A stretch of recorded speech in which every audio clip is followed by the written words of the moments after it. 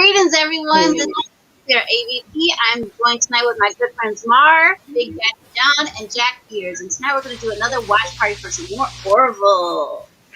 So we're on season 1. We're almost finished with this first season, folks. So we're going to do the 2 episodes, Into the Fold and Cupid's Dagger. The first one, in case you guys don't remember exactly, is the first one involves Claire, where she gets stranded and her boys are with her, and the first inklings of Isaac and Claire together. And then the other one deals with Derulio and his antics. He brings a whole bunch of mess to the Orville crew. So I got a question for you guys. What do you guys think about where this first episode deals with Claire and her romance with Isaac, how it develops in this first episode somewhat? It's quite good. It reminds me of the old TNG episode where Data tries to form a relationship. What can artificial beings have relationships, and as we find out, not really. At least with Data anyway, because he doesn't have that, he's all logic, but he doesn't have the emotions needed, to meet her emotional needs. He can do everything by the book, and he still wouldn't understand what makes a good relationship. So it's a good callback to old episodes, and shows, but the difference here is it has the children, so it shows how children react to a new person trying to take the place of a father, and how they would react. So it gives a good aspect that we haven't seen before as well. So I enjoy it from that point as well. It shows, even though he's not their dad, he's not trying to replace them, he's just trying to be there for the mother. And it's a really good message to give, probably one that's much needed in this day and age with broken families and stuff like that. But I enjoyed it. Well, actually, I have to say I'm not quite sure about it because Data and Isaac both have the same problems with emotions, but Data at least says that he is fully functional. Well, I'm not so sure about Isaac on that one. Isaac needs a holodeck. He needs a break, folks. That's for sure. That's true, because Isaac is always on the bridge, almost like the captain. Every single episode is like, okay, Isaac, you need a break, sir. Because we don't even know where he sleeps. Maybe he stays in the medical bay all the time, but we really don't know. So, yeah.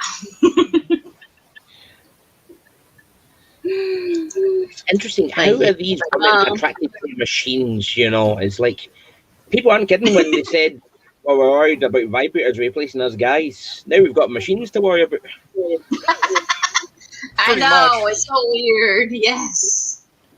I mean, I know for me personally, I am not attracted to robots. So it's so weird to see Claire that's so smart and a doctor, and she's attracted to a robot intelligence kind of thing. I'm like, wait a minute here. Claire, back it up, girlfriend. Well, I think it stems from this episode here because, at first Claire was more interested in having Gordon fly with her than Isaac, though, like, he ends up being perfect for the situation, and I think it showed that, I think it showed Claire that Isaac could be like a protector for her boys. Yeah. Oh, yes. So which one of the boys would you say you are more like? I'm curious, because I think I'm a little bit like Marcus, but I think in some ways I'm like Ty, scared and vulnerable, saying, I'm scared, I don't want anything to happen to me. But I'm also like Marcus because I like my video games and stuff like that, so I think I'm a little bit of both. Yeah, both. Yeah, I can see us being a bit of both, as being a bit of a geek background. We like our movies and TV shows, so we're right into our games, as they say. But also we have that kind of childhood innocence where we never grew up. So kind of a bit of both, I would say, as well. Mar, what about you? I'm not really sure. I don't think that I can identify with any character. Fair enough. That's fair. But then again, that might just be me because even if I cosplay as my own character, not as some other character. That's fair. That's a fair assessment.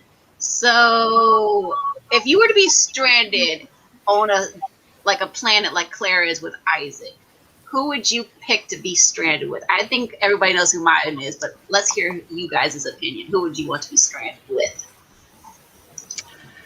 Oh, it's got to be Seth. He'd make the whole experience fun time, I would say. Definitely. He'd always have a joke and a good story to tell. It would never be a boring time. As we've seen in previous episodes, where they're trapped in the zoo together, he's a great companion to have, when it's just the two of them. So I think I would like to be with the good old captain. Jack, what about you? I'm thinking Bortus. Bortus would probably be much better at hunting and gathering than I would be. Or he would be the hunter, I would be the gatherer, probably. You must be still while I go hunt.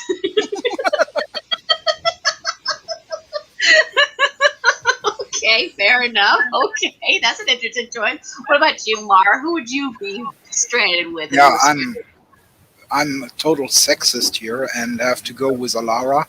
Ooh, I okay. can understand that. I can Just going respect to do the that. heavy I can lifting. respect that. I can see that because she could rip the trees apart and turn them into toothpicks or firewood or whatever. Even if the weapons doesn't work no more, she could help make some nice tools, for example.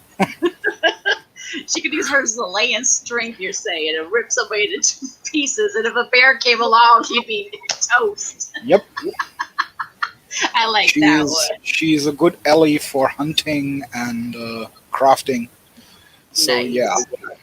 Okay, well, I'm choosing Ed, but the reason why I'm choosing Ed is because he keeps his head. He doesn't panic when there's trouble coming along. He sees what's going on. He tries to find a remedy solution like he does, which in the future episode, which will be All Except the Fishes, where he helps out Talea and everything like that. So that's the reason why I'm choosing Ed. And also, if we got bored, we could always do a nice campfire sing-along kind of thing. So that'd be kind of fun. Sort of like in Star Trek episode, I think it was 6, The Undiscovered Country, where they had the little sing-along with Bones and McCoy and Row, Spock. your boat. Yes, exactly. They did that also in Ergo in an episode of Stargate. So who knows? It would never be a boring time if I did it with Ed. So at this point, I want to add that everyone but me chose a male character to follow them, which gives me the best chances of survival. Just saying. I don't know. Boris would be a pretty tough contender, though, that Jack mentioned. So, I mean, at least Bortus can lay some eggs for you to all scramble. And Oh, there you go. I think of how much egg you can live off of that one big giant egg. I don't know how Bortus would feel about I cannibalism. want eggs now. Damn, one egg alone you could live off for a week or maybe a month. My word, yes. It's like a dragon-sized egg is ridiculously huge. For Bortus, we do not really know enough about the species. Who knows how they react if they cannot mate for a while. So I don't know if I would want to be alone with him on a planet.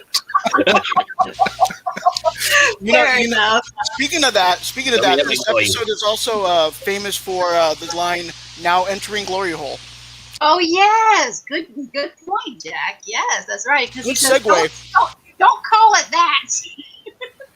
So actually, with Bortus on one planet, you can see me, probably see him as a nice piece of meat, and him seeing me as a nice piece of ass. Now it's starting to feel like prison. So honestly, not so sure about that. That would be a good combination.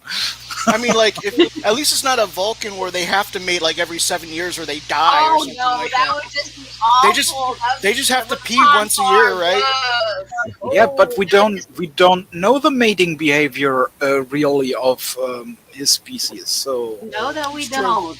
That's true. That's true. All we know is that the urinate only once per year. We know that for a fact.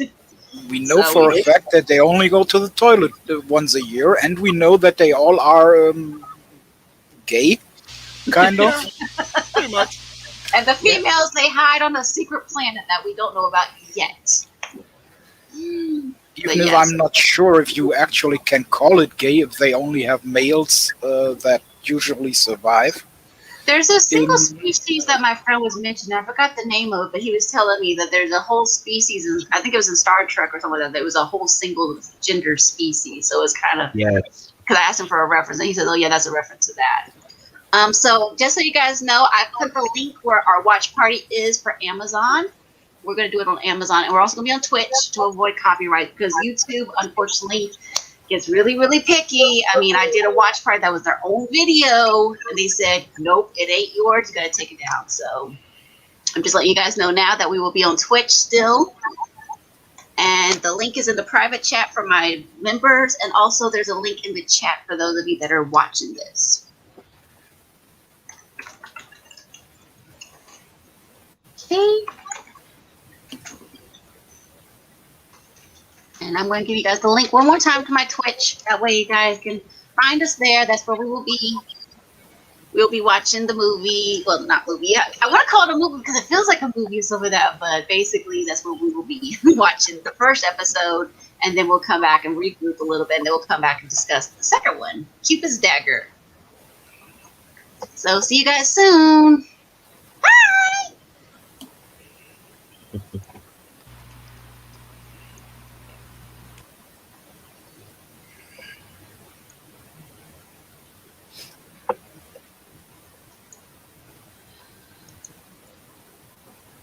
Okay, does everybody have